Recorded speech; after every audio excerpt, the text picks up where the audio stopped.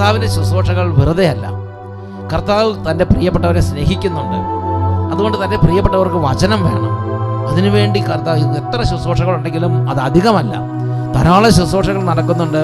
എന്നാൽ നമുക്ക് ഇനിയും കൂടുതൽ കൂടെ പ്രഘോഷിക്കപ്പെടേണ്ടിയിരിക്കുന്നു.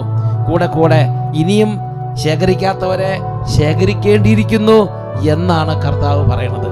ഇതുവരെ ശേഖരിച്ചത് കൂടാതെ ബാക്കിയുള്ളവരെയും ശേഖരിക്കാൻ ഞാൻ ആഗ്രഹിക്കുന്നു.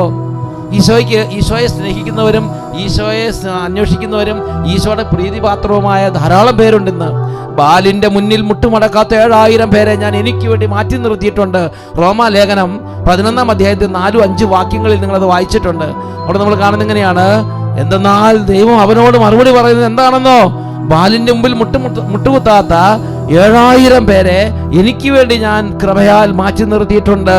അപ്രകാരം തന്നെ കൃപയാൽ തെരഞ്ഞെടുക്കപ്പെട്ട ഒരു അവശിഷ്ട ഭാഗം ഈ കാലഘട്ടത്തിലും എനിക്കുണ്ട്.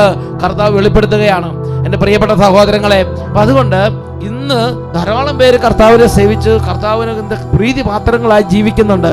ഞാനും നിങ്ങൾ അതിനകത്ത് പെട്ടിട്ടുണ്ടോ എന്നുള്ളത് അവരവർ പരിശോധിച്ച് നോക്കണം.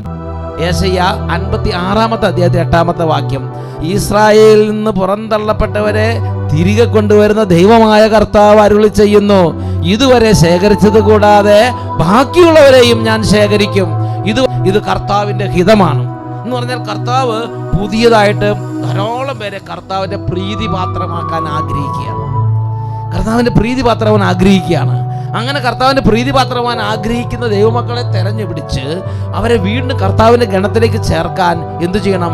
വചനം പ്രഘോഷിക്കപ്പെടണം. അതിനുവേണ്ടി വിവിധ ശുശ്രൂഷകൾ നടക്കണം.